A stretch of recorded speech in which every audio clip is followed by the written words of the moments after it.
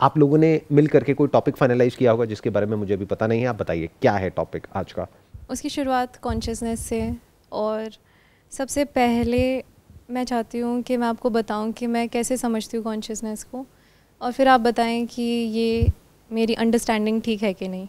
उसी से क्वेश्चंस फिर आगे के फॉलो करेंगे। तो फर्स्ट बात ये है कि मैं ईगो नहीं हूँ, क्योंकि ईगो हमारी मेमोरी से क्रिएट होता है। तो अगर मेरी मेमोरी नहीं है तब भी मैं हूँ, तो मैं ईगो नहीं हूँ। सेकंड थिंग, मैं फ़िज़िकल बॉडी नहीं हूँ, क्योंकि अगर मैं सेम किसी दूसरे की बॉडी में रख दी जाऊँ तब भी मैं रहूँगी, तो I am not my body. तीसरी चीज़, मैं कॉन्शियसनेस हूँ, मतलब अवेयरनेस से समझती हूँ मैं कॉन्शियसनेस को, लेकिन जो डीप स्लीप है वहाँ मैं कॉन्शियस नहीं हूँ। और अगर कोई मेडिकल कंडीशन है जैसे कोमा, उसमें भी मैं कॉन्शियस नहीं हूँ अपनी सराउंडिंग्स को लेके, खुद को लेके भी। तो क्या मैं कॉन्शियसनेस भी नहीं हूँ? लेकिन अगर तब भी उस सिचुएशन में मैं सोचूं कि मैं क्या हूँ, तो एक लाइफ की फ़ोर्स है जो है, तो क्या मैं वो लाइफ की फ़ोर्स हूँ? यहाँ तक सब मुझे क्लियर आता है समझ में। अब अगर हम बात करें कि जब मैं मर जाऊँगी तो वो लाइफ फोर्स भी नहीं रहेगी, लेकिन साइंस का ये लॉ है कि एनर्जी कभी भी डिस्ट्रॉय नहीं हो सकती, ना क्रिएट हो सकती। तो लाइफ फोर्स का क्या हुआ? मे बी मेरी डेड बॉडी को जो डिकम्पोज कर रही है नेचुरल फोर्स, मेरी बॉडी को ट्रांसफॉर्म कर रही है दूसरी बॉडीज़ में, जैसे कि वो सॉइल का हिस्सा बन रही है, जिससे कि फिर प्लांट्स बनेंगे, जिससे फ्रूट्स बनेंगे, उसे कोई खाएगा। मतलब एनर्जी इज़ देयर, लेकिन वो बस चेंज हो रही है। तो हम ये कह सकते हैं कि ये जो फोर्स है ये नेचुरल इंटेलिजेंस ही है। ये जो फोर्स है ये नेचर की फोर्स है, जो कि नेचर की इंटेलिजेंस है। ये इटर्नल भी है, क्योंकि ये हमेशा से थी, जब से कुदरत है, और हमेशा रहेगी। उसके बाद आप कहते हैं कि इससे मैनिफेस्ट करने के लिए एक फॉर्म की ज़रूरत होती है, इसीलिए हमारे पास ये बॉडी है, इसीलिए हर एक चीज़ की एक फ़िज़िकल फॉर्म होती है, लेकिन उसके अंदर वो नेचर की इंटेलिजेंस है जो उससे उसके नेचर के अकॉर्डिंग ट्रीट फंक्शन कराती है। तो ये मेरी अंडरस्टैंडिंग ठीक है। Your question is regarding who am I. हाँ प्लीज़। आई थिंक इन्होंने जो कॉन्शियसनेस के बारे में बोला, ये बहुत ज़्यादा सेंसेस से रिलेट कर रहे हैं कि if I not be there तो क्या होगा। सो कॉन्शियसनेस को अगर हम इन डीपर सेंस समझें तो वहाँ सेंसेस, इमोशंस, इसका कुछ लेना देना नहीं है। If I am not in my senses, consciousness still be there, it is inside me, it is still inside out, and it is eternal. तो उसका कुछ फॉर्म्स और उन सब से भी लेना देना नहीं है, I feel. So what you are saying is कि इन्होंने जो कहा वो कहा बॉडी के स्टैंड पॉइंट से, but what you are saying is कि कॉन्शियसनेस का बॉडी से कोई डायरेक्ट कनेक्शन नहीं है। That's what you are saying. Connection है, बट अगर ये नहीं भी है, it will still be there. What you are saying is अगर बॉडी नहीं भी है तब भी कॉन्शियसनेस रहेगी। या लेकिन क्या हम उसको कॉन्शियसनेस कह सकते हैं जहाँ पर बॉडी नहीं है? जैसे यहाँ पर बॉडी नहीं है, आपके मेरे बीच में स्पेस है, यहाँ पर कोई बॉडी नहीं है, या अभी है भी तो हमारे परसेप्शन में नहीं है। हो सकता है कुछ बैक्टीरिया हो, वायरसेस हो, बट मान लेते हैं जहाँ पर ना कोई बैक्टीरिया है, ना वायरस है, ना कोई ऑर्गेनिज्म है, तो क्या वहाँ पर कॉन्शियसनेस है या नहीं है? वो है। तो कॉन्शियसनेस वहाँ भी है। Then what is consciousness? Consciousness क्या है? क्या स्पेस कॉन्शियसनेस है? क्या नथिंगनेस कॉन्शियसनेस है? क्या एम्प्टीनेस कॉन्शियसनेस है? What is consciousness then? Consciousness I feel कि ऐसे तो जैसे पानी है, पानी में भी तो कॉन्शियसनेस है ही ना, वहाँ कोई फॉर्म नहीं है, लहरें हैं, जा रही हैं, आ रही हैं, जा रही हैं, consciousness is still there.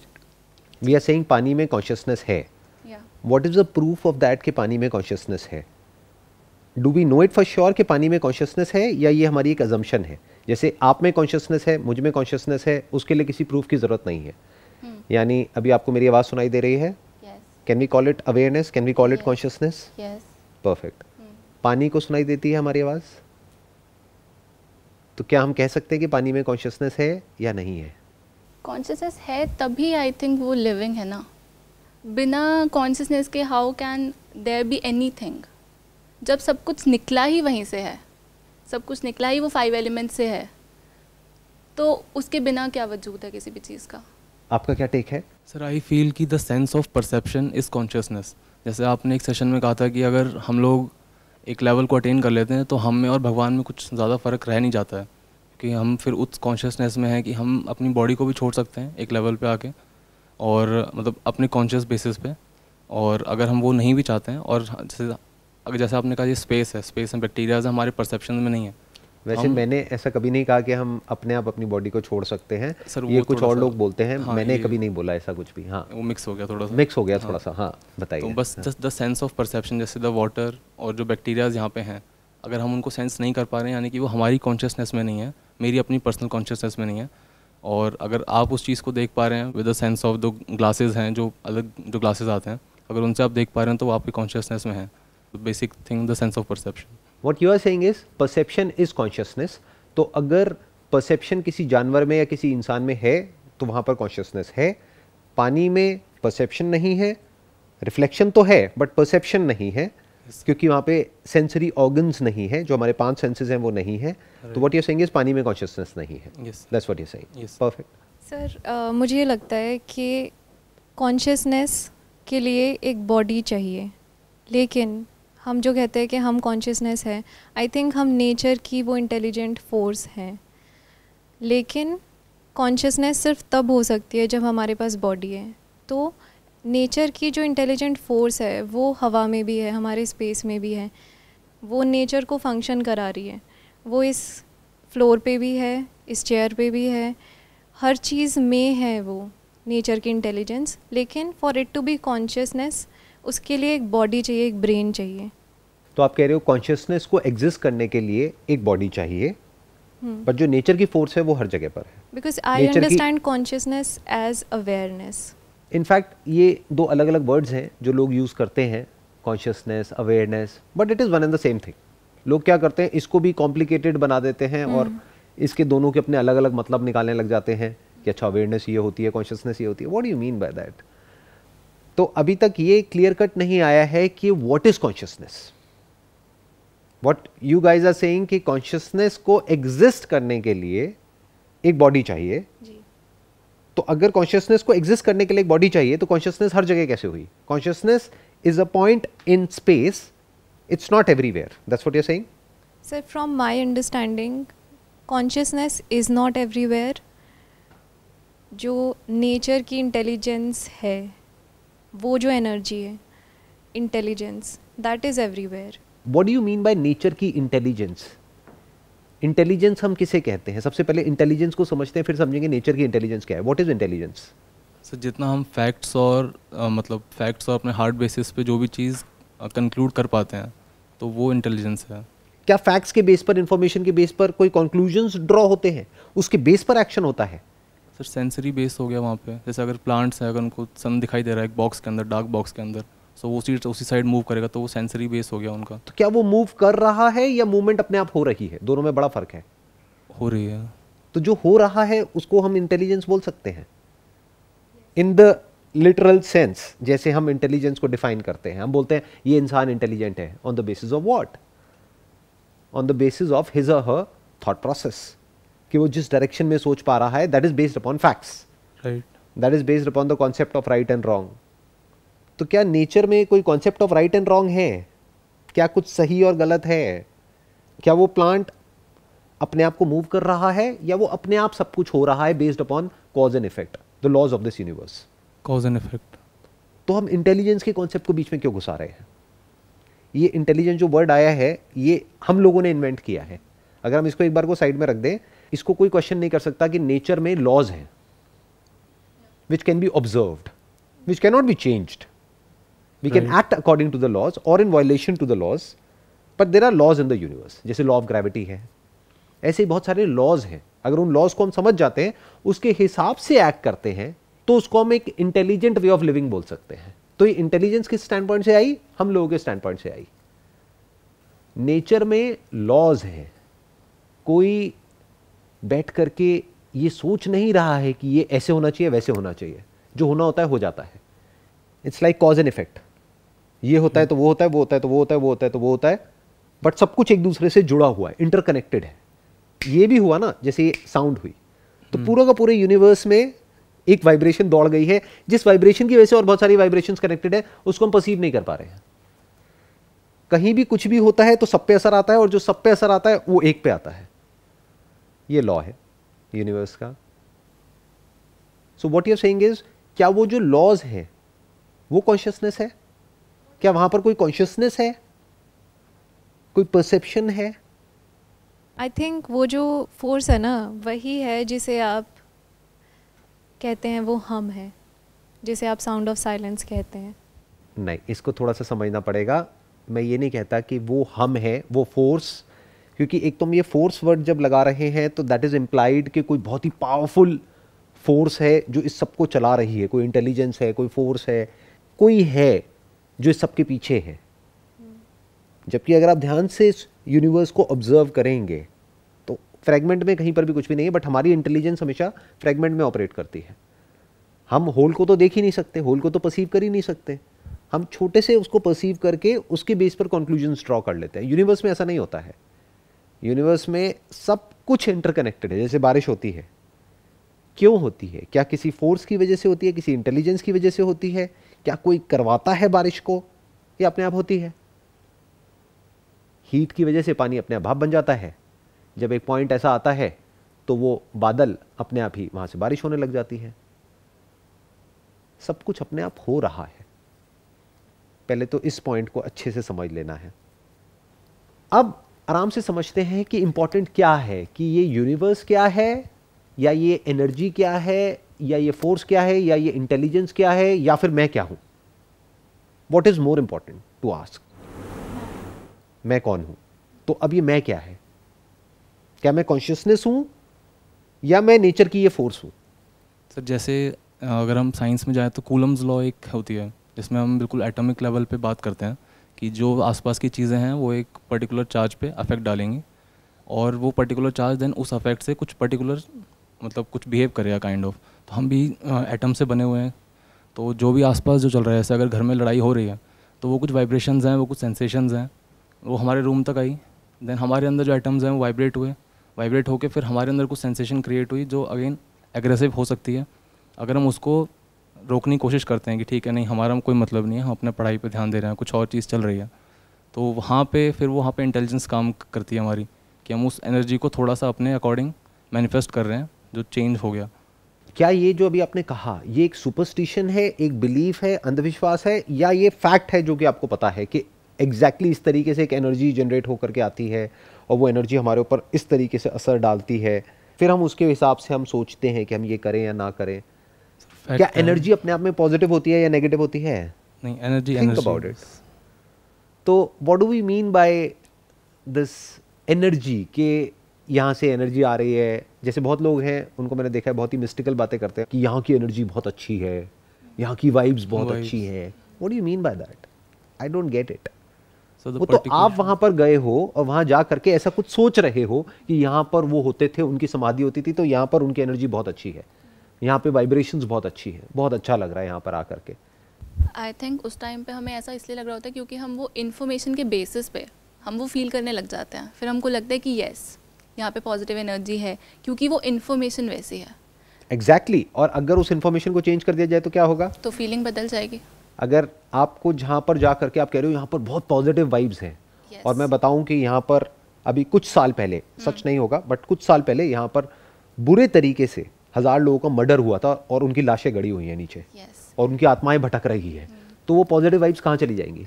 2 minute में गायब। वो फीलिंग वैसे कन्वर्ट हो जाएगी उस टाइम। तो एनर्जी पॉजिटिव नेगेटिव नहीं होती है, इंटेलिजेंट या अनइंटेलिजेंट नहीं होती है, एनर्जी एनर्जी होती है। जैसे आग आग है, अच्छी या बुरी नहीं है, depends upon you, how are you using it.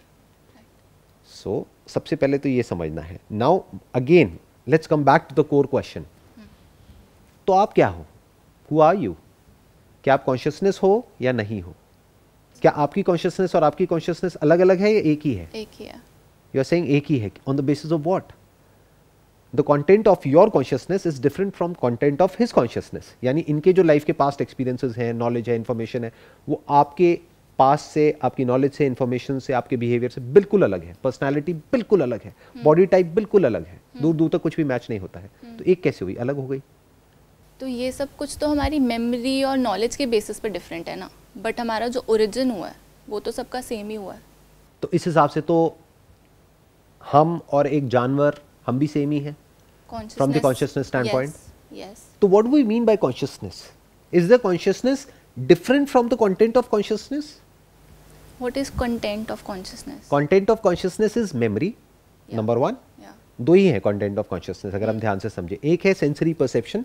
हमारे 5 senses के थ्रू हमको कुछ perceive होता है, कुछ दिखता है, कुछ सुनाई देता है, कुछ smell होता है, कुछ taste होता है, कुछ touch होता है. उसको हम बोल सकते हैं content of consciousness. अभी ये touch हुआ तो ये sensation है. What is this? This is content of consciousness. यहां अगर टच हुआ तो वहां आपको नहीं पता लग रहा ना, तो यही पता लगा, राइट? This is one. एक है इसकी मेमोरी, एक है मेरी साउंड जो अभी आप सुन रहे हो, एक है इस साउंड की मेमोरी. 4 दिन बाद बैठ करके आपको याद आएगा कि अच्छा ये सुना था. सो consciousness is different because at one point I don't have any memory, so that doesn't mean कि कॉन्शियसनेस गायब हो गई, वहां से तो मेमोरी गायब हुई ना. तो हम एक स्टेप और आगे बढ़ गए, यानी कि consciousness can exist without the memory also.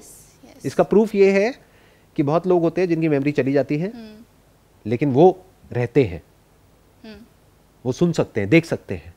तो consciousness can exist without the memory, but can consciousness exist without the perception? Yes. Yes. गहरी नींद में होती है consciousness. By perception do you mean point of view? Perception के दो मतलब होते हैं. एक होता है way of looking at things, point of view. But when I am talking about perception from the spiritual standpoint, तो परसेप्शन मतलब जो भी सेंसेस के थ्रू हमको परसीव होता है. परसीव मतलब दिखता है, सुनाई देता है. आप इसको इस तरीके से देख सकते हो कि ये सब इंस्ट्रूमेंट्स हैं, आंखें, कान, नाक. जब वो उसका कॉन्टैक्ट इसके थ्रू, जब जो ऑब्जेक्ट ऑफ परसेप्शन है उसका कॉन्टैक्ट होता है हमारी ब्रेन के साथ में, तो हमको कुछ पता लगता है. जैसे टच हुआ तो पता लगा ना, गरम ठंडा ये वो पता लगता है. नर्वस सिस्टम के थ्रू जा रहा है. अगर अभी एनेस्थीसिया दे दिया जाए यहाँ पे तो पता नहीं लगेगा. ये सब बायोलॉजिकल प्रोसेस के अंदर आता है. तो वहां से हमें कुछ पता लगता है, उसी को अवेयरनेस कहते हैं, उसी को कॉन्शियसनेस कहते हैं. कॉन्शियसनेस दो तरह की होती है. एक होती है consciousness of what is feeded in this brain, यानी कि मेमोरी. एक है कॉन्शियसनेस ऑफ परसेप्शन, यानी कि ये साउंड आपको सुनाई दी, is it from your memory? नहीं, बट इसकी इंटरप्रिटेशन आपकी मेमोरी से है. आप क्या कहोगे? मैं कहूंगा ये आवाज क्या है, आप कहोगे चुटकी की आवाज है.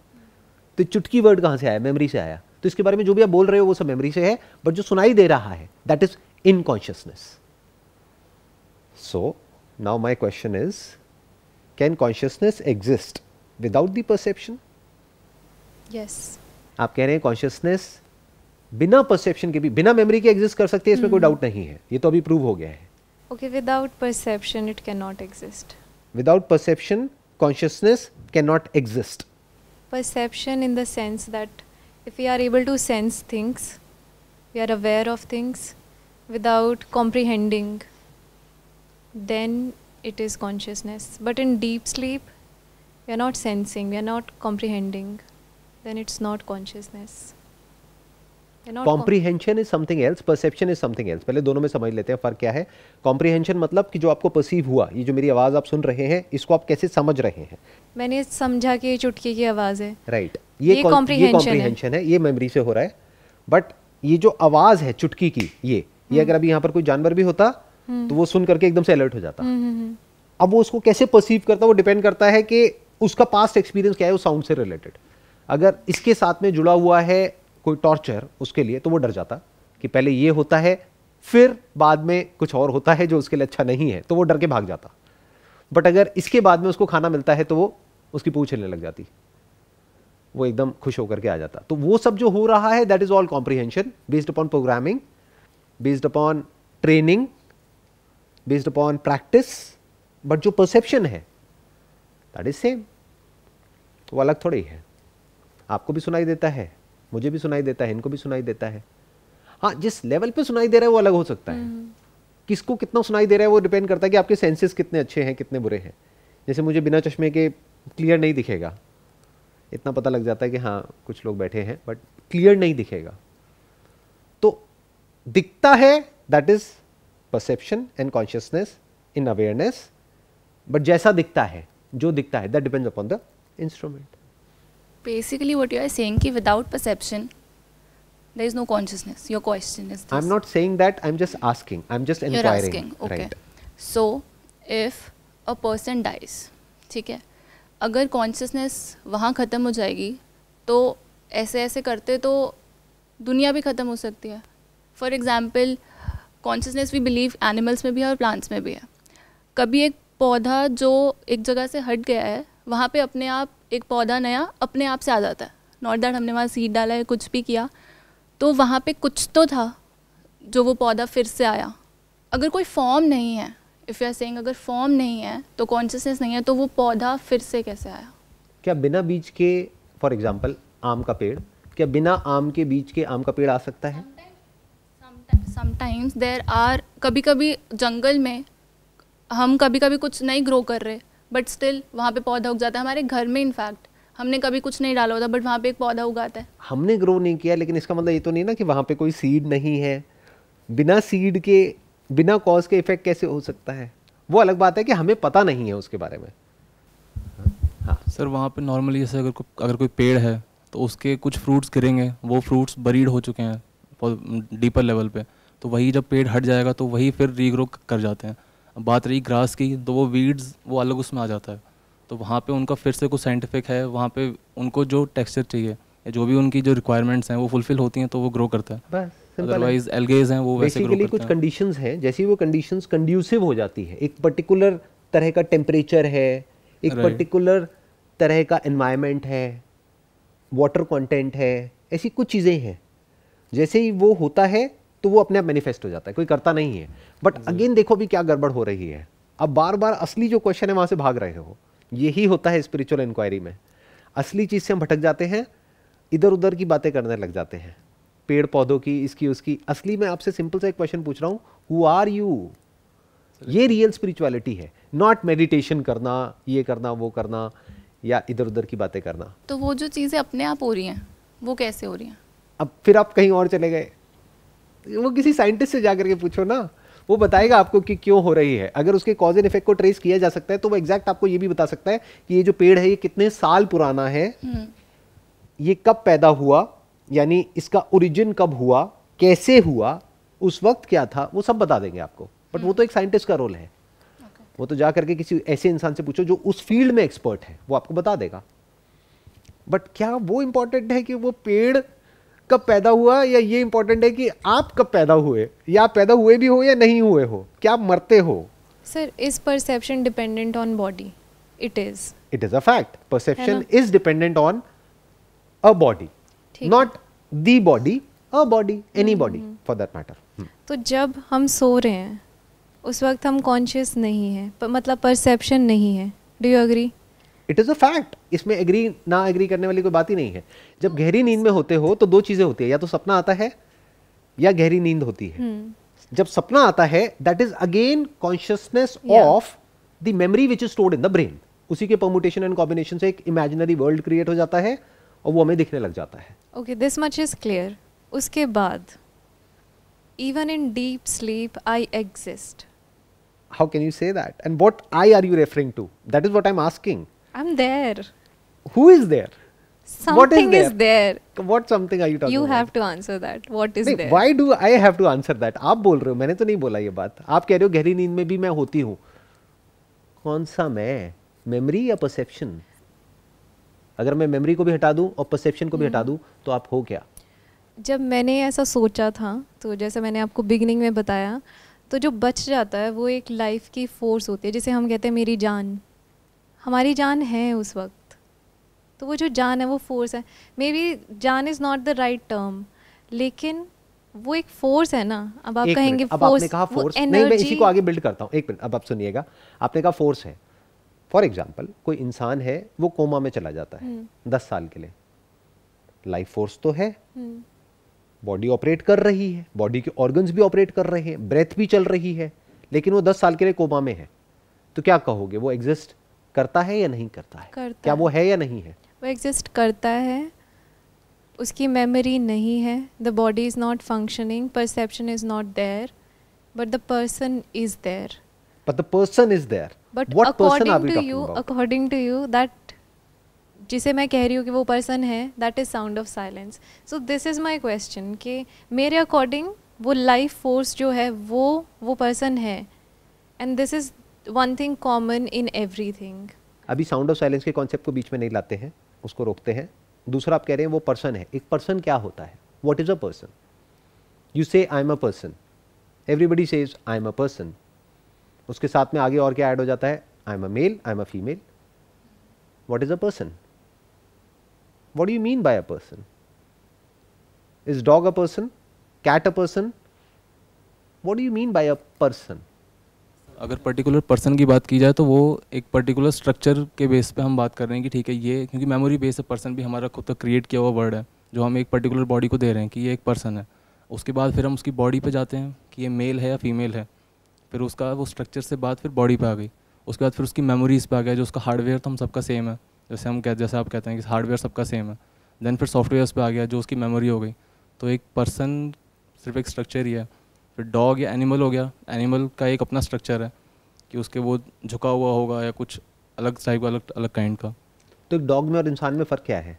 इंटेलिजेंस का फ़र्क है। What do you mean bye intelligence? क्या डॉग ज़्यादा इंटेलिजेंट है या इंसान ज़्यादा इंटेलिजेंट है?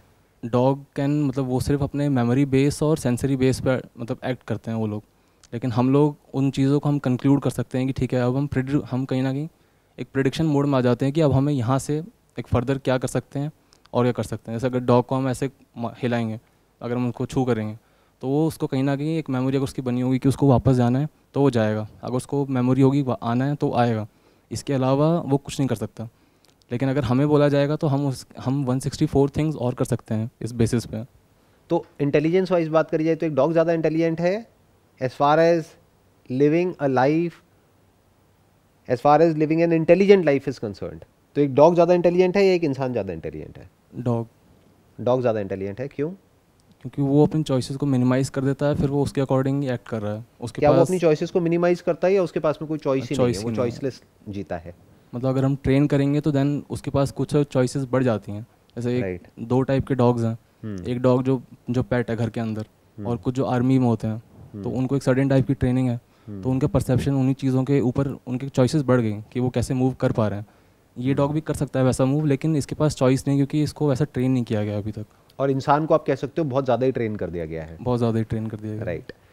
तो डॉग को हम अनइंटेलिजेंट तो नहीं कह सकते किसी भी एंगल से, क्योंकि डॉग की जो इंटेलिजेंस है वो एनी डे इंसान की इंटेलिजेंस से बेटर है as far as living a basic life is concern. जब उसका पेट भर जाता है वो रुक जाता है। इंसान का जब पेट भर जाता है तो मन नहीं भरता है, वो खाता रहता है। तो as far as intelligence is concern हम डॉग को अनइंटेलिजेंट नहीं कह सकते और इंसान को इंटेलिजेंट नहीं कह सकते। बस हम ये कह सकते हैं कि इंसान फ्यूचर को भी प्लान कर सकता है अपने इंस्टेंट ग्रेटिफिकेशन को छोड़ करके, डॉग नहीं कर सकता। तो इस वजह से हम कह सकते हैं कि इंसान डॉग को कंट्रोल कर सकता है, जानवरों को कंट्रोल कर सकता है और कर ही रहा है, but that does not mean कि वो ज़्यादा इंटेलिजेंट है। तो पहले इसको हमको समझना होगा। तो एक स्टैंड पॉइंट से डॉग ज़्यादा इंटेलिजेंट है, that is from the survival point of view, but from the stand point of the planning of future is concerned इंसान ज़्यादा इंटेलिजेंट है, क्योंकि इंसान 20 साल आगे भी देख सकता है। प्रेजेंट की बात करी जाए तो डॉग ज़्यादा इंटेलिजेंट है। कोई भी इंसान हो किसी भी लेवल पे, उसका सबसे पहला क्वेश्चन ये होता है how to live in the present moment. बड़ा कॉमन क्वेश्चन है। डॉग कभी ये नहीं पूछेगा, the dog is always there in the present moment. तो एक इंसान जो करोड़ों अरबों कमाने के बाद में ये क्वेश्चन पूछ रहा है, वो एक कुत्ते से भी गया गुजरा है, क्योंकि वो कहाँ आना चाहता है, उसका अल्टीमेट गोल क्या है? बेसिक लेवल कि बहुत हो गया, बहुत कर लिया, बट मैं इससे कैसे फ्री हूँ, अपने थॉट से, अपनी फीलिंग से, अपने इमोशन से मैं इससे फ्री होना चाहता हूँ, मैं इस मोमेंट में रहना चाहता हूँ पूरी तरह से, मैं अवेयर होना चाहता हूँ। डॉग के पास में वो सब कुछ ऑलरेडी है जो वो पाना चाहता है। कौन? एक बिलियनियर। तो उस स्टैंड पॉइंट से देखा जाए तो डॉग ज्यादा इंटेलिजेंट है, बट फ्यूचर को फोरसी करना, फ्यूचर को प्लान करना, उस स्टैंड पॉइंट से देखा जाए तो डेफिनेटली इंसान has an edge over an animal, क्योंकि इंसान के पास में बहुत सारी इंफॉर्मेशन है जिसको साइंस बोलते हैं, उसको यूज करके, उन लॉज को यूज करके वो कुछ भी कर सकता है। एक न्यूक्लियर वेपन बना सकता है और 10 मिनट में पूरे के पूरे प्लैनेट को खत्म कर सकता है। ये इंसान की पावर है। अगेन हम अपने असली क्वेश्चन से भटक गए। Who are you? क्वेश्चन में अभी कॉन्शियसनेस अभी अगर हम डिस्कस करें, मेरा क्वेश्चन वैसे ये था कि everybody is born in this world and everybody will die. Body के लेवल पे सबने जाना है। तो दो लोग हैं, एक बंदा है वो लव और कंपैशन से जी रहा है, दूसरा सेल्फिश, अपने बारे में सोचना, you don't want to do anything, money is already there of ancestors, कुछ नहीं करना उसको। So when everybody will die one day, और कोई हेल और हेवन का कॉन्सेप्ट नहीं है, कॉन्शियसनेस सबकी सेम ही रहने वाली है, तो जो एक अभी पर्सन सी है वो दोनों एग्जाम्पल्स को देख रहा है, तो why that person have to opt for love and compassion over that? Why he have to make any difference in this world? Why, क्यों मुझे प्रोडक्टिव होना है? वाई, मतलब मेरी इन्फॉर्मेशन के बेसिस पे मेरी हैप्पीनेस अभी ऐसे ही है, खाली बैठना, कुछ नहीं करना, I am happy this way, तो मैं ऐसे जी के चला जाता हूँ। वो लव कंपैशन सपोर्ट कर रहा है, इमोशनली हर किसी की हेल्प करना, he is living that way. So why do person see have to opt for मतलब वो पर्सन बी के रास्ते को क्यों चूज़ क्यों करना है? मतलब क्यों प्रोडक्टिव होना है, क्यों कोई डिफरेंस बनाना है इस दुनिया में? मैं नहीं बनाता कुछ, मैं नहीं करता, मैं ऐसे ही चला जाता हूँ। सो माई क्वेश्चन वॉज दैट। आपने जो क्वेश्चन पूछा है कि भाई ये करना ही क्यों है, तो बेसिकली अगर कोई कर रहा है, लव कर रहा है या कंपैशन कर रहा है, if it is an action, तो वो नकली है। क्या आप उसकी बात कर रहे हैं या एक्चुअल लव और कंपैशन की बात कर रहे हैं? तो वहां पे कोई चॉइस थोड़ी होती है। जैसे आंखें खुलती है तो दिख जाता है, कानों को तो खोलने की भी जरूरत नहीं है, कान खुले ही रहते हैं, सुनाई देता ही रहता है। But in your 20s and 30s you are experiencing both the lifes, मतलब बहुत सारे डिफरेंट एस्पेक्ट्स आप एक्सपीरियंस कर रहे होते हो, तो why do I have to opt some over the other? You don't have to opt it, that's what I am saying, that becomes choiceless, because जैसे ही हमको कुछ समझ आ जाता है तो वो चॉइसलेस हो जाता है। फॉर एग्जाम्पल, आपको पता है कि यहाँ पर आग जल रही है, आग में जाऊंगी तो जल जाऊंगी, are you going to opt for not going in fire? क्या आप ऑप्ट कर रहे हो, आप चूज कर रहे हो कि मेरे को आग में नहीं जाना है? नहीं। वहां पे कोई चॉइस है? नहीं। तैरना नहीं आता है तो पानी में नहीं जा रहे हो, गहरे पानी में, क्या यहाँ पर कोई चॉइस है? नहीं, कोई चॉइस नहीं है, चॉइसलेस है, कोई ऑप्शन ही नहीं है ना। तो once the understanding is right based upon facts of who I am, कि मैं कौन हूं, जब ये समझ आ जाता है मैं कौन हूं, तो ये भी समझ आ जाता है कि आप कौन हो, ये कौन है, वो कौन है, ये यूनिवर्स क्या है, भगवान का कॉन्सेप्ट क्या है, डेथ क्या है, लाइफ क्या है। तो जब ये सब समझ आ जाता है तो एक्शन चॉइसलेस हो जाता है। उस एक्शन को आप लव और कंपैशन चाहे तो बोल सकते हो। बट अगर मैं ये समझूं ही नहीं तो कोई दिक्कत नहीं है, नहीं समझते 99.99%, क्या जरूरत है समझने की? हाँ, उसमें नुकसान भी खुद ही का है। नहीं, उसमें क्या नुकसान क्या है और फायदा क्या है? नहीं नहीं, ये हम थोड़ा गलत समझ रहे हैं। नंबर 1 तो ये समझो कि ये समझने का कोई खास फायदा नहीं है, हो सकता है नुकसान हो, नुकसान हो सकता है उस इंसान का अगर वो जरूरत से ज्यादा लव और कंपैशन में जीने लग जाए, क्योंकि there is a strong possibility लोग उसका फायदा उठा लेंगे। लेकिन ये भी तो गलत रास्ता है ना कि हम एक्सट्रीम में जाए, बैलेंस में भी हर एक चीज को। ये सही और गलत को छोड़ना पड़ेगा अगर एक्चुअल में हमको एक रियल स्पिरिचुअल इंक्वायरी करनी है। तो देखो, ये कहना कि लव और कंपैशन का रास्ता अच्छा है या बुरा है, दैट इज नॉट इम्पॉर्टेंट। ये मैं करूं या ना करूं, that is not important. All I am saying is ये जानना इंपॉर्टेंट है या नहीं है कि आप हो कौन। Forget about love and compassion. हो सकता है उसके बाद में ये सब जो बातें हैं, लव एंड कंपैशन, ये सिर्फ बातें हैं जो आपके माइंड में एक इमेज बनी हुई है कि जब मैं खुद को जान जाऊंगी तो मेरे अंदर बहुत लव आ जाएगा, कंपैशन आ जाएगा। हो सकता है ऐसा कुछ भी ना हो, उसके बाद भी आप बैठ करके वही मुर्गे खा रहे हो कहीं पर आराम से। तो आप क्यों नहीं बता रहे कि डीप स्लीपिंग क्या होता है? मैं क्यों नहीं बता रहा कि डीप स्लीप में क्या होता है? क्योंकि मुझे खुद नहीं पता है कि डीप स्लीप में क्या होता है। आपको पता है कि डीप स्लीप में क्या होता है? सर, ये आपका क्लेम है कि हम होते हैं डीप स्लीप में। मैंने कब कहा कि हम होते हैं? आपने कहा कि हम साउंड ऑफ साइलेंस हैं और साउंड ऑफ साइलेंस होती है स्लीप में भी, और जो परमानेंट स्लीप होती है उसमें भी। वो मेरी अंडरस्टैंडिंग है। तो अंडरस्टैंडिंग कैसे है? So what you are asking is कि डीप स्लीप में क्या होता है, या जब परसेप्शन भी नहीं होती है तब क्या होता है? क्योंकि ये दो अलग अलग चीजें नहीं है। परसेप्शन नहीं है उस वक्त, no perception is equal to deep sleep. और ऐसा कुछ सेकंड्स के लिए आपने भी एक्सपीरियंस किया होगा, किसी क्लासरूम में बैठे हो, कोई बोरिंग लेक्चर चल रहा है, कुछ देर के लिए ब्लैंक हो गए, प्रोफेसर ने एकदम से पूछा आपसे, अब आपको पता ही नहीं है कि आप एक्चुअल में सोच क्या रहे थे। आप एक्चुअल में कुछ नहीं सोच रहे थे उस वक्त, आंखें खुली हुई थी लेकिन कुछ देख नहीं रहे थे, ब्रेन ऑपरेट कर रही थी, कुछ सोच रहे थे लेकिन कुछ देर के लिए ब्लैंक हो गए थे। ऐसा होता है नहीं होता है? तो उसको क्या कहेंगे? उसको डीप स्लीप बोल लो चाहो तो, उसको लैक ऑफ परसेप्शन बोल लो, जहां पे ना परसेप्शन है ना मेमोरी एक्टिवेटेड है। जिसे नींद में भी तो यही होता है, या तो मेमोरी एक्टिवेटेड होती है जिसको सपने बोलते हैं, ड्रीम बोलते हैं, या कुछ सुनाई दे रहा होता है, फिर थोड़ी देर बाद सुनाई देना बंद हो जाता है, सपने आने बंद हो जाते हैं, उसको आप गहरी नींद बोल सकते हैं। सर इससे पहले हमने ये समझा था कि कॉन्शियसनेस परसेप्शन के बिना नहीं हो सकती। नहीं, मैंने नहीं कहा था ये, बट अभी तक जहाँ तक हम पहुँचे थे साथ साथ में, वहाँ पे अभी हम यहीं तक गए थे कि consciousness can not exist without perception. It may और may not be true. Consciousness को हम अवेयरनेस से समझ रहे हैं, right? There is awareness without the senses. अगर अभी जो आपकी बॉडी है उसको हटा दो तो कहाँ है सपने, कहाँ है ये आवाज़, कहाँ है मेमोरी, कहाँ है ये सब कुछ? तो वो जो एक छोटा सा मोमेंट था जहाँ परसेप्शन नहीं था, तो वहाँ पर आप भी नहीं थे, वहाँ पे कॉन्शियसनेस भी नहीं थी। Consciousness of the content of consciousness नहीं था या कॉन्शियसनेस नहीं थी? कंटेंट ऑफ कॉन्शियसनेस मतलब क्या? परसेप्शन और मेमोरी और a combination of both. Sir दोनों ही नहीं होते हैं। तो क्या कॉन्शियसनेस होती है? नहीं, कॉन्शियसनेस भी नहीं होती है। तो you are saying minus the content of consciousness there is no consciousness. Right, क्योंकि फिर वहाँ पे कुछ है ही नहीं, सिर्फ एक बॉडी रिमेन करती है, इसका कोई एग्जिस्टेंस नहीं है।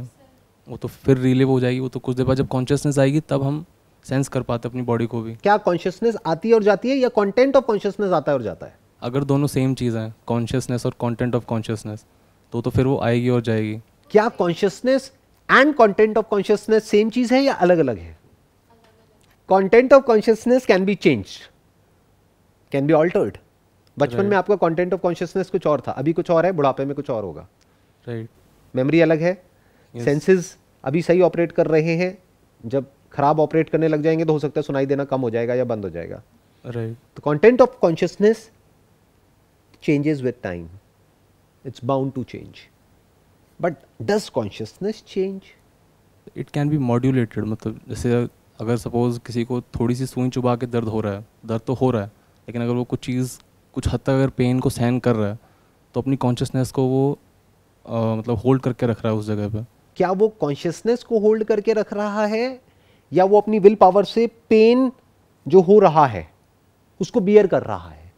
विल पावर से पेन बियर कर रहा है, या फिर उसको एनेस्थीसिया दे दिया गया है, हाँ, और उसको पेन ही नहीं हो रहा है, पेन की परसेप्शन ही नहीं हो रही है, there is no consciousness of pain for that matter. तो फिर वहाँ पे कॉन्शियसनेस भी नहीं होगी उस पर्टिकुलर एरिया में। अब देखना, ध्यान से समझना, there is a difference between content of consciousness and consciousness. यानी अगर आपके इस हाथ की सर्जरी चल रही है, इसको सुन कर दिया गया है, आप देख पा रहे हो हाथ की सर्जरी हो रही है लेकिन आपको दर्द नहीं हो रहा है, पर देख तो पा रहे हो ना, तो कॉन्शियसनेस तो है किसी और sense of. But content of consciousness can be changed, altered, modified by changing the body. That is in the realm of science, but is consciousness in the realm of science? That is a big question. कोई इंसान है, वो दिन दूर नहीं है जब उसकी मेमोरी तक को रिप्लेस किया जा सकता है। इस पर बहुत तरह की रिसर्चेस चल रही है कि मान लो कोई ट्रॉमा हुआ है किसी इंसान को बचपन में, तो अब उसी पर्टिकुलर मेमोरी को जाकर के अगर इरेज कर दिया जाए तो वो ट्रॉमा भी गया, आने वाले टाइम में हो जाएगा। तो क्या बदला? क्या कॉन्शियसनेस बदली है? Content of consciousness, content of consciousness change हो गया है। आज किसी की आंखें नहीं है, कल आंखें इम्प्लांट हो गई तो उसको दिखने लग गया। एक होती है परसेप्शन। परसेप्शन है हमारी एबिलिटी टू सेंस। वो परसेप्शन इसलिए क्योंकि हमारे पास बॉडी है, वो हमें अलाउ करती है परसीव करना, राइट? जो कुछ हम परसीव कर रहे हैं वो पूरा data he content of consciousness है। परफेक्ट। जब हम ये कहते हैं कि मैं अपनी बॉडी नहीं हूँ और बॉडी से ही परसेप्शन है, तो जब बॉडी नहीं है तो कॉन्शियसनेस है, लेकिन कॉन्शियसनेस को कुछ सेंस करने के लिए परसेप्शन चाहिए। क्या कॉन्शियसनेस और परसेप्शन एक ही चीज़ है? अब इसको थोड़ा आराम से स्टेप बाय स्टेप समझते हैं। आप लोगों ने मेरा वो सेशन देखा हुआ है 3 साइंस ऑफ ट्रू लव वाला? यस, देखा हुआ है, आपने देखा हुआ है? हाँ। मैं एक बार छोटा सा पॉइंट एक्सप्लेन करता हूँ आप लोगों को। अर्थ के बीच में और सन के बीच में लाइट है, लेकिन लाइट दिखती नहीं है। जब वो लाइट मून से टकराती है तो रिफ्लेक्ट करती है, तब हम उसको लाइट कहते हैं। तो आप लाइट किसको कह रहे हो, ये अपने आप से क्वेश्चन पूछो। अगर इस सवाल का आप जवाब दे पाओगे कि लाइट क्या है, तो आपको ये भी समझ आ जाएगा कि कॉन्शियसनेस क्या है। लाइट मतलब क्या? जो सन से ट्रैवल हो करके मून तक पहुंच रही है वो लाइट है, या जब मून से कांटेक्ट होता है तब वो लाइट दिखती है वो लाइट है? बीच में तो डार्कनेस है, सन के बीच में और मून के बीच में डार्कनेस है, रात को डार्कनेस होती है ना, तो क्या वहां पर लाइट है या नहीं है?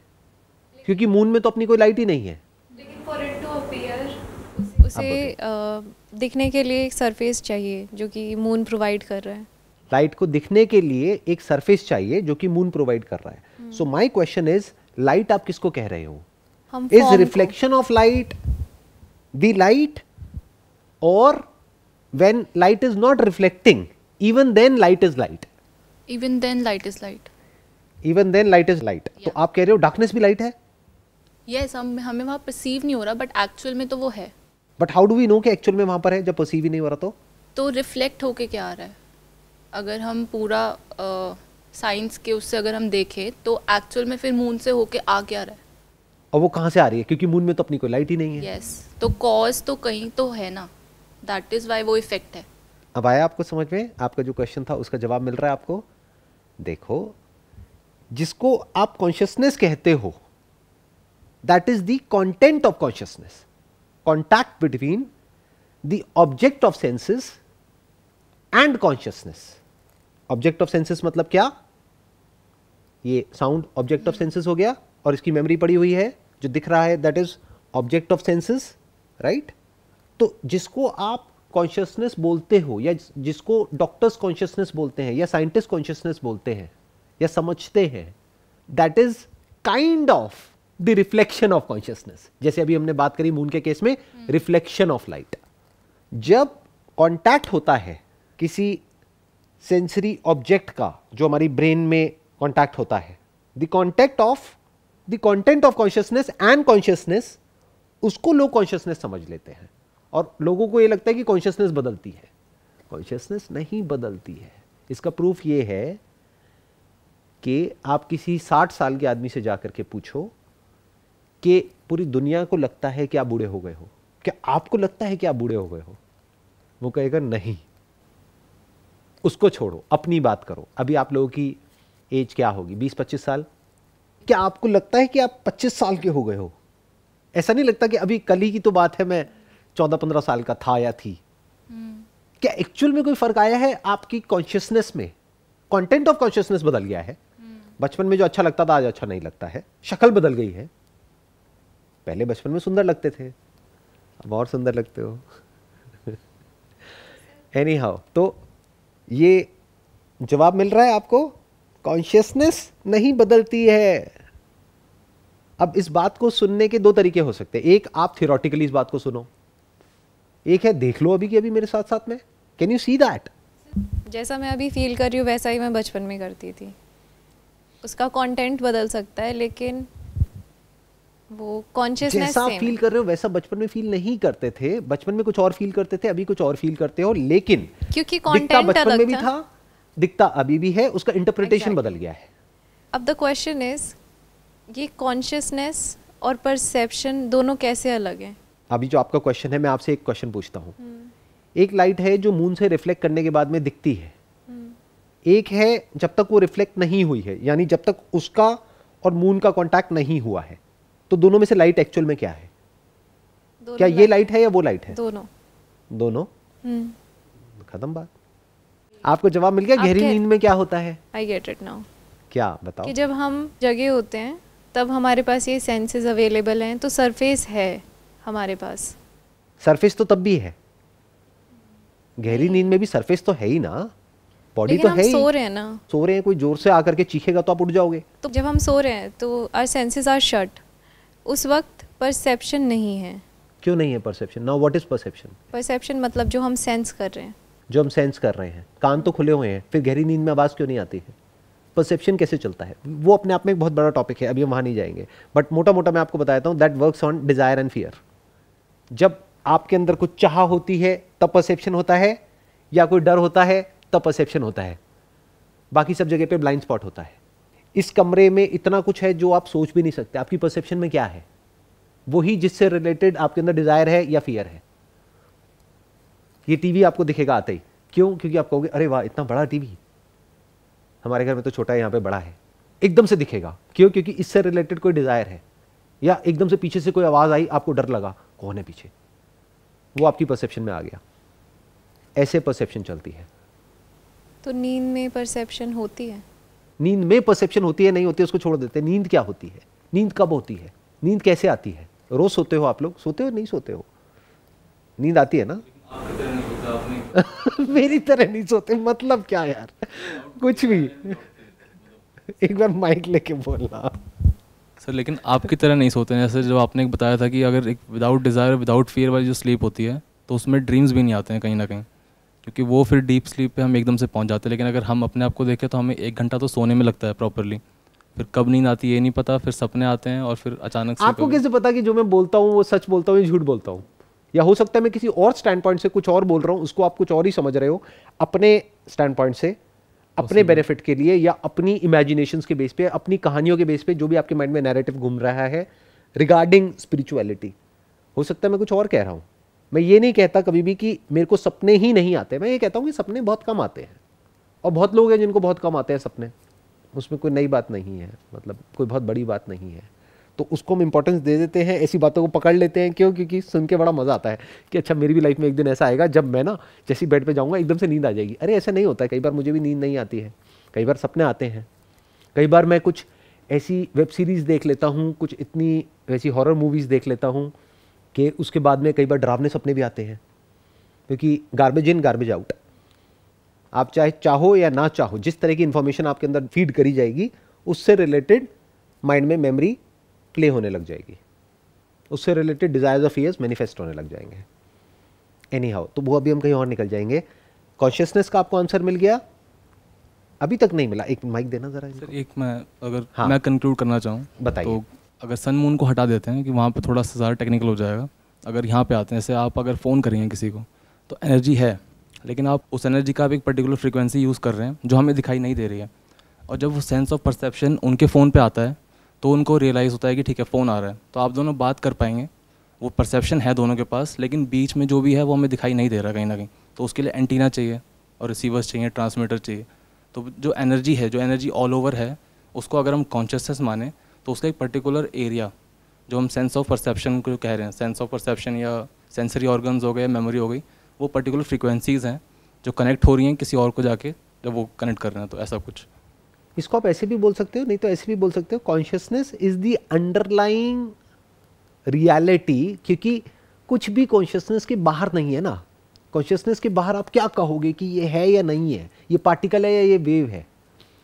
फॉर एग्जाम्पल, यहाँ पर एक चेयर दिख रही है जिस पे मैं अभी बैठा हुआ हूँ, इसको आप किसी और साइंटिफिक इंस्ट्रूमेंट से देखोगे तो यहाँ पर आपको कोई चेयर नज़र ही नहीं आएगी, यहाँ पे आपको कुछ फ्रीक्वेंसीज नज़र आएंगी। आप कहोगे लेकिन फिर यहाँ पर ये इंसान बैठा कैसे है अगर यहाँ कुछ है ही नहीं? तो एक्चुअल में क्या ये चेयर है या नहीं है, that depends upon perception. Perception depends upon the instrument through which we are perceiving. X-ray machine से देखोगे तो कुछ और है, आंखों से देखोगे तो कुछ और है, चमगादड़ की आंखों से देखोगे तो कुछ और है, इंसान की आंखों से देखोगे तो कुछ और है। इसलिए कहते हैं यथा दृष्टि तथा सृष्टि, यानी जिस नज़र से आप इस दुनिया को देखते हो, जिस इंस्ट्रूमेंट से देखते हो, ये दुनिया आपके लिए वैसी ही है।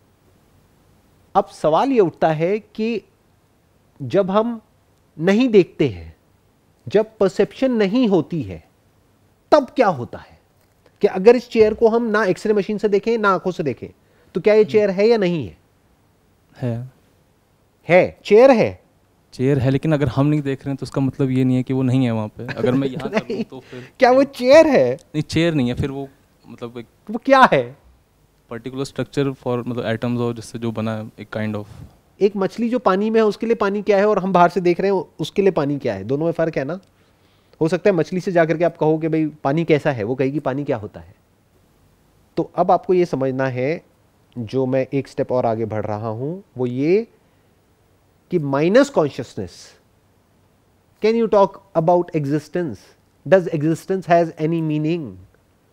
Minus perception, what do we mean by this universe or this world or life or whatever it is? ये सब कहाँ एग्जिस्ट कर रहा है? सब कुछ कॉन्शियसनेस में ही तो है, अवेयरनेस में ही तो है, उसके बाहर कहीं भी कुछ भी नहीं है। उसका होना या ना होना बराबर है, जैसे लाइट का होना या ना होना बराबर है बिना मून के। सेम विद द कोमा, जिसको है उसका होना ना होना बराबर है। एग्जैक्टली, कोमा में अगर कोई इंसान है तो उसका होना या ना होना बराबर है। Same goes with deep sleep. अगर same in deep sleep also, आपका होना या ना होना बराबर है। ना ये कह सकते हैं कि आप हो, ना ये कह सकते हैं कि आप नहीं हो। तो आप कब होते हो? जब परसेप्शन होती है। तो आपका होना परसेप्शन पे टिका है, लेकिन आप परसेप्शन पे नहीं टिके हो। तो you are beyond even perception. जैसे light is beyond even light, even in darkness light exist. इसीलिए इस यूनिवर्स में ऐसा एक सब्सटेंस ढूंढना पड़ेगा जो पास्ट में लोगों ने ढूंढा, जिसके बारे में मैं बात करता हूं, जो अभी थोड़ी देर पहले आप बोल रहे थे, साउंड ऑफ साइलेंस। यानी there has to be some material, some reality which is always there everywhere irrespective of time and space. That has to be consciousness. ऐसा एक मटेरियल वैसे किसी ने प्रपोज किया था, उसका नाम ईथर बोला गया था। तो अगर वो हटा दें तो फिर वो वही साउंड ऑफ साइलेंस है। Ether is space, sky. This is one of the 5 elements. इसको भी पंचभूत में से एक भूत बोलते हैं। इसको भी भूत बोला गया है। भूत मतलब वो जो नहीं है, दिखता है लेकिन है नहीं। स्पेस का कॉन्सेप्ट कब आता है? जब कोई इंस्ट्रूमेंट होता है। तो कुछ ऐसा होना चाहिए जिसका इंस्ट्रूमेंट से भी कोई लेना देना नहीं है। बिना इंस्ट्रूमेंट के स्पेस कहां है? जैसा इंस्ट्रूमेंट वैसी स्पेस। टेलीस्कोप से देखोगे तो स्पेस अलग है, माइक्रोस्कोप से देखोगे तो स्पेस अलग है। तो even space is one of the 5 elements, but consciousness is not one of the 5 elements. It is the 5 elements. That space is in consciousness. Now what is consciousness? Consciousness never changes. तो if there is a substance जो exist करता है, जो अभी science के दायरे में नहीं है, बट अगर आपकी परसेप्शन में, आप में से कितनों को साउंड ऑफ साइलेंस आप परसीव कर चुके हो? आपको भी। उसको क्या कहोगे? उसको साउंड कहोगे, साइलेंस कहोगे? क्या वो दो चीज़ों के टकराने से हो रही है? इसको तो साउंड कह सकते हो, उसको साउंड कहते हैं, उसको साउंड कहोगे। एनीहाउ अभी वहाँ नहीं जाते। मुझे एक बात पूछनी है। आपने कहा कि बिना परसेप्शन के आप नहीं है, जिसको भी आप मैं कहते हो वो मैं नहीं, ईगो नहीं है। ओके। और वो ईगो ही आप हो। ईगो मतलब क्या है? एक झूठ कि मैं, ये पर्सन, ये सब, it is just for the name sec, just for convenience purpose. ठीक है, क्योंकि आपको एक नाम देना पड़ेगा ना, तभी तो बात हो पाएगी, तभी तो आपस में ट्रांजैक्शन हो पाएगी। वरना बात ही नहीं कर सकते। सब मैं हो गया तो बात कैसे करेंगे? बकरी बन जाएंगे सारे के सारे। तो बोलने के लिए मैं और तू है, एक्चुअल में कहीं कोई मैं तू नहीं है। तो सर जैसे आपने कहा परसेप्शन जब नहीं होगी तो आप भी नहीं होंगे, मतलब ईगो नहीं होगा, क्योंकि हम कुछ भी नहीं होगा, ना मेमोरी होगा, ना ये होगा, ना वो होगा। लेकिन आपने उसके बाद कहा उसके बाद फिर भी कॉन्शियसनेस होगी एक। राइट। इसका मतलब ये हुआ कि परसेप्शन और कॉन्शियसनेस अलग है? नहीं, क्योंकि देखो ध्यान से समझो, आप चाहो तो बोल सकते हो अलग है, but consciousness of something you can call it as perception. Okay. एक बात ध्यान रखना, इस रास्ते पर कभी भी वर्ड्स में मत उलझ जाना, because word is not the thing. आप बिल्कुल ऐसा कह रहे हो कि भाई लाइट जो मून से रिफ्लेक्ट हो रही है वो अलग है, जब बारिश होती है तो एक रेनबो बनता है, वो लाइट अलग है, उसमें तो रंग है, वो वाइट लाइट है, वो कलरफुल लाइट है, और एक लाइट वो है जो मून और सन के बीच में जो दिख ही नहीं रही है। तो 3 तरह की लाइट हो गई। एक लाइट है जो डार्कनेस है, एक लाइट है जो वाइट लाइट है, एक लाइट है जो कलरफुल लाइट है। क्या ये तीनों अलग अलग लाइट है? अच्छा सर, मैं बताती हूँ मुझे क्या समझ में आया है। जो मून है वो हमारी बॉडी है, राइट। जो लाइट रिफ्लेक्ट होके हमें दिख रही है वो परसेप्शन है। लेकिन जब वो डार्कनेस थी जो हम देख नहीं पा रहे थे, but it was still there, that's consciousness. That is the sound of silence. That is you, that is me, that is everybody. तो अब आप सिर्फ यहाँ पर नहीं हो, आप हर जगह हो। आप पैदा नहीं होते हो, ना मरते हो। अगर आप वो हो तो, लेकिन अगर आप जो खुद को बोलते हो वो आप हो, यानी क्या? परसेप्शन। तो परसेप्शन तो सिर्फ वहीं पर है। आपकी परसेप्शन अलग है, मेरी अलग है। इससे मेरा अगला सवाल ये है कि क्योंकि हम कॉन्शियसनेस को इट्स बियॉन्ड परसेप्शन, फिर भी हम मान रहे हैं कि ये है, तो इसे भी तो हम परसेप्शन के थ्रू ही समझ रहे हैं ना, तो ये ब्लाइंड फेथ नहीं है? नहीं, एक मिनट आराम से समझो। ये एक साइंटिफिक इंक्वायरी है, इसमें ब्लाइंड फेथ के लिए कोई जगह नहीं है। क्या ये ब्लाइंड फेथ है? जिस चीज़ को हम इस बॉडी से, इस ब्रेन से सेंस परसीव नहीं कर सकते, बट वी आर बिलीविंग। एक मिनट, क्या आप साउंड ऑफ साइलेंस को परसीव नहीं कर रहे? हम कह रहे हैं ना वो साउंड ऑफ साइलेंस है, हो सकता है वो सिर्फ एक सेंसेशन हो कोई। जिन्हें हियरिंग इम्पेयरमेंट होती है वो उन्हें वो आवाज़ आती है? आती है, ये रिसर्च हम कर चुके हैं ऑलरेडी। अच्छा, आपने की है? बल्कि मैं आपको सजेशन देने वाली थी कि आपको ये करना चाहिए। करी है, आती है। अच्छा। उनको भी आती है, बच्चों को भी आती है, बड़ों को भी आती है। कभी ये सेंसेशन उसकी तो नहीं है जो हमारी बॉडी में ब्लड फ्लो होता है? नहीं, कभी आप करके देख लो, जो ब्लड फ्लो होता है उसकी आवाज़ को सुनने की कोशिश करो। हो सकता है आपके पास कोई एक्स्ट्राऑर्डिनरी पावर्स हों कि आप अपने ब्लड के फ्लो होने की आवाज़ को सुन पा रहे हो, मैं तो नहीं सुन पाता। अपने कान बंद करते हैं तो मे बी वो अंदर जो सब चल रहा है उसकी सेंसेशन होती है वो। क्या इतना आपको नहीं पता कि एक सेंसेशन की आवाज़ कैसी होती है, या ये ब्रेथ आ रही है जा रही है इसकी आवाज़ कैसी है, ब्लड की आवाज़ कैसी है, पानी के बहने की आवाज़ कैसी होती है? एक सेंसेशन की अगर आवाज़ है, बहुत सटल लेवल पे आप चले जाएंगे तो उसकी भी अपनी एक वाइब्रेशन है, तो वो कैसी होती है, वो आती है जाती है। और ये साउंड ऑफ साइलेंस क्या है, क्या इतना नहीं देख सकते? इसीलिए मैं इसके बारे में बात नहीं करता हूँ। क्यों? क्योंकि जब इसके बारे में बात करता हूँ तो होता क्या है कि मैं कुछ बोलता हूँ तो you will start asking me questions, जबकि वो मेरे लिए इंपॉर्टेंट नहीं है, आपके लिए इंपॉर्टेंट है ये जानना कि साउंड ऑफ साइलेंस क्या है। उससे भी इंपॉर्टेंट क्या है कि आप क्या हो।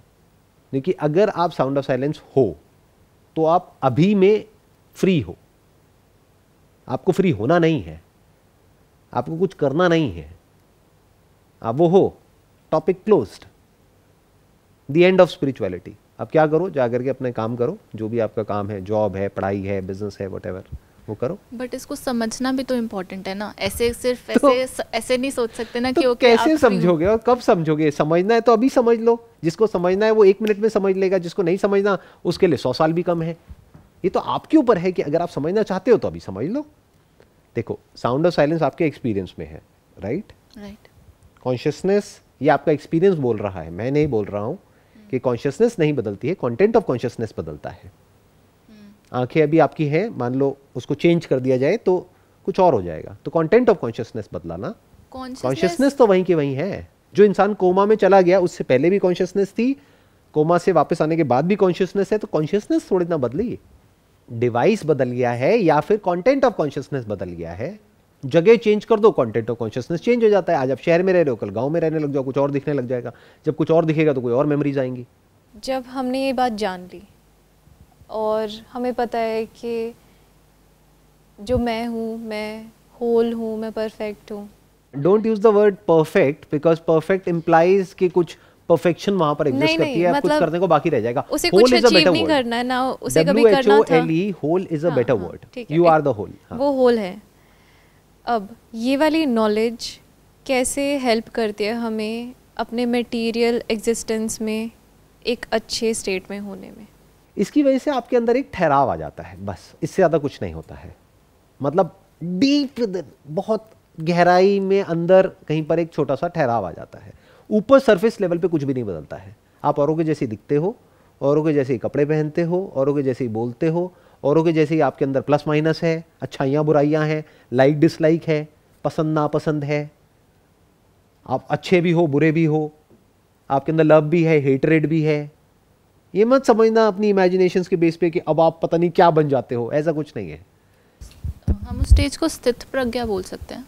आप चाहो तो बोल सकते हो, बट प्रज्ञा का पहले मतलब समझ लेना क्या है। इसका मतलब लोग अपना बना लेते हैं। स्थित प्रज्ञा का मतलब ये होता है, प्रज्ञा मतलब ज्ञान, प्रज्ञ, ज्ञ मतलब ज्ञान, पर ज्ञान, पर मतलब सुप्रीम ज्ञान। तो जब सुप्रीम ज्ञान में आप स्थित हो जाते हो कि उसके आगे और पूछने को, इंक्वायर करने को, समझने को कुछ भी नहीं रह जाता है, जो रियलिटी जैसी होती है आपके सामने होती है। तो जब क्वेश्चन कर करके सारी लेयर्स को हटा करके आप एक ऐसी जगह पे पहुंच जाते हो जहां पे आगे कुछ होता ही नहीं है, तो उसको आप स्थित प्रज्ञा बोल सकते हो कि आपकी जो नॉलेज है वो स्टेबल हो गई है, that is now rooted in the reality. अब उसके आगे और कुछ नहीं है, क्योंकि जहां बिलीफ है वहां पर ज्ञान स्थित नहीं हो सकता है, यानी नॉलेज चेंज होती रहती है। आज आप किसी को मानते हो, कल किसी और को मानने लग जाते हो।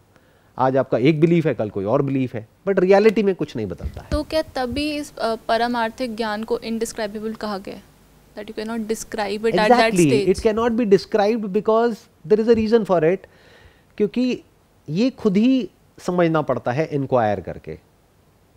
It cannot be described because इसमें डिस्क्राइब करने की कोशिश करी जा सकती है, जो सारे स्क्रिप्चर्स ने करी है, जो भी मैं कोशिश कर रहा हूँ, बट उसको डिस्क्राइब नहीं किया जा सकता है। बिकॉज प्रॉब्लम क्या है कि मैं जो भी बोल रहा हूँ आप उसको सुनोगे, समझोगे, अपने पास्ट एक्सपीरियंस के बेस पे। आप एज इट इज़ नहीं सुनोगे, एज इट इज़ सुनोगे तो काम खत्म हो गया है। अब कहीं जाने की ज़रूरत नहीं है, कुछ करने की ज़रूरत नहीं है, कोई स्पिरिचुअलिटी की ज़रूरत नहीं है, कोई मेडिटेशन की ज़रूरत नहीं है, कुछ करने की ज़रूरत नहीं है, ना कुछ ना करने की ज़रूरत है, जो जैसे चल रहा है सब बढ़िया है।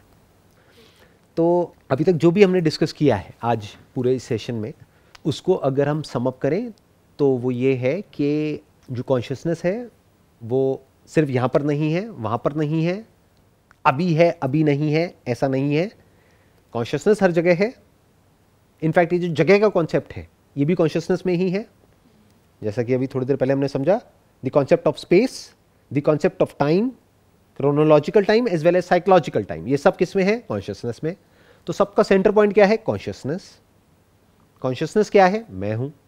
तो I am not the content of consciousness, I am consciousness. And if I am consciousness, I am there everywhere, in everyone, in everything. I was, I am and I will be. बस इतना सा समझना है। अगर इतना हम समझ लेते हैं तो माइंड में एक ठहराव आ जाता है। उसके बाद में जो हमको करना है अपनी लाइफ में सर्वाइवल के लिए या कंफर्टेबल सर्वाइवल के लिए, वो तो करना ही है, उसका इससे कोई लेना देना नहीं है, कोई कनेक्शन नहीं है। Wish you all the best. It was pleasure talking to all of you.